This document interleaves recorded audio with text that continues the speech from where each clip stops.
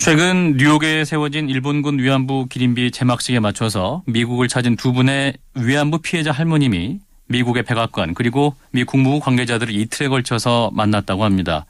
전례가 없는 처음 있는 일이었는데 이번 면담을 계기로 미국 정부의 군 위안부 관련 정책에 어떤 변화가 올 것인지 관심이 쏠리고 있습니다.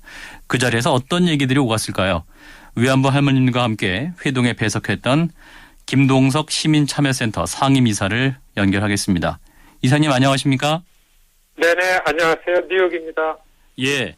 자, 미국 백악관과 국무부 관계자들을 만나셨는데요. 언제 보신 건가요?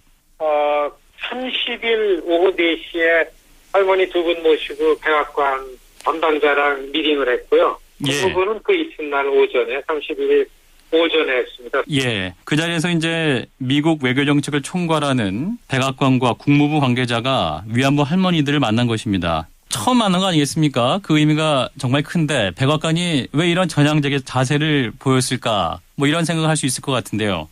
그렇습니다. 일단 이번 미팅은 위안부 할머니 두 분의 증언을 부서의 담당자가 직접 청취하는 미팅이었습니다. 미 국내 공공정책과 우리 같으면 아마 그 시민사회 수석 비서관 같은 정도의 분인데요. 이분이 나오셔가지고 보좌관하고 같이 나와서 이거를 다 들으셨습니다. 그런데 할머니가 이옥선 할머니가 이거 들어줄 건가 물어보셨어요. 예.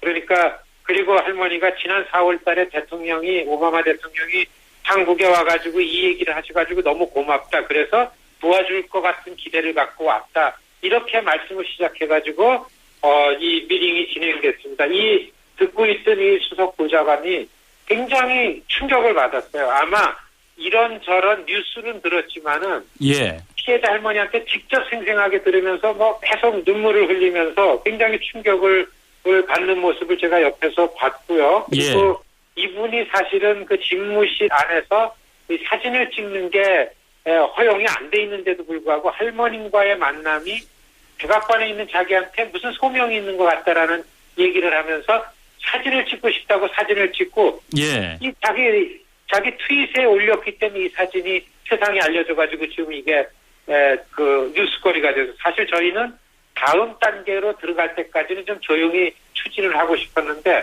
보좌관 본인이 이거를 두 할머니가 내가 백악관에 있는 이유를 알려줬다라는 이런 의미의 말을 하면서 트윗에 올렸기 때문에 알려질 정도로 아주 백악관 미팅이 잘 됐습니다. 예, 말씀하신 분이 폴레트 애니스코프 백악관 공공관여국장을 말씀하신 것 같은데 그렇습니다. 네, 현장에서도 의미 있는 발언들 어떤 게 있었을까요?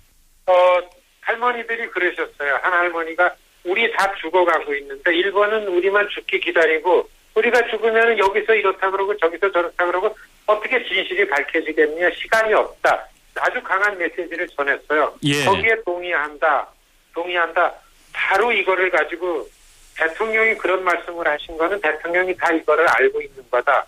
미국 시민들이 지금 기림비를 세우고 이런 활동하는 것도 다 알고 있었기 때문에 이걸 빨리 우리 추진을 하기로 한다. 좀 확대한 회의도 또 하고 하겠다. 이런 약속을 받고 나왔죠. 예. 백악관에 근무하신 분이고 또한 오바마 대통령에게도 이러한 소식들이 바로 전해줄 수 있을 것 같은데요. 그런데 사실 이 한일 관계가요. 그 어느 때보다 좋지 않은 상황이고 특별히 일본의 평화헌법 수정이라든지 혹은 자유대 문제라든지 이런 문제 때문에 한일 관계는 굉장히 좋지 않은 상황입니다. 따라서 또 이 위안부 문제를 건드릴 경우에 미국이 양국의 눈치를 보지 않을까 이런 생각도 드는데요. 어떻게 보시나요?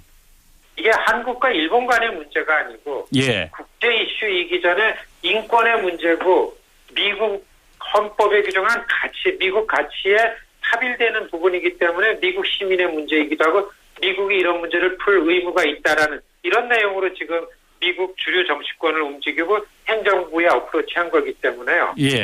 한미일 관계가 진짜 좋으려면 일본은 적어도 인권 문제인 위안부 문제에 관해서는 어떻게 해서든지 살아있는 할머니들의 요구를 받아들이라라는 이런 부분은 아마 미국이 안보 문제와 관계없이 속도 있게 해결해 나갈 수 있겠다. 이런 그 기대를 좀 최근에 들어서 더 많이 갖게 되고 특히 인권 문제로 여기에 관심을 갖는 의회의 상하 의원들이 점점 많이 불어나고 있는 상황입니다.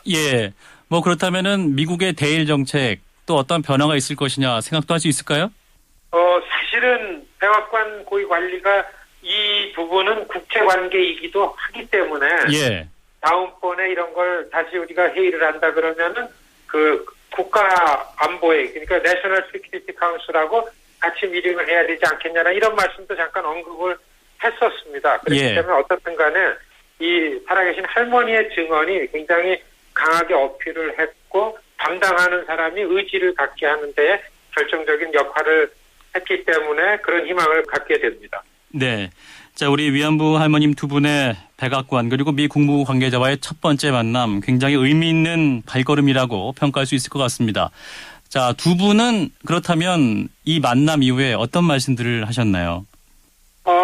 여하튼 미국이 해결해야 될 것 같다라는 부분의 말씀을 많이 하셨고요. 예. 그다음에는 그 할머니들이 말씀하신 것처럼 우리가 살아있을 때 해결되지 않으면 별 해결이 되겠는가 이 부분에 굉장히 강조를 하셨습니다. 사실 옆에서 이렇게 볼 때에도 그래서 이제 할머니들이 건강을 유지하고 할머니들이 이 일을 좀 잘 하시도록 잘 보살펴주고 보호하는 게 굉장히 중요하구나.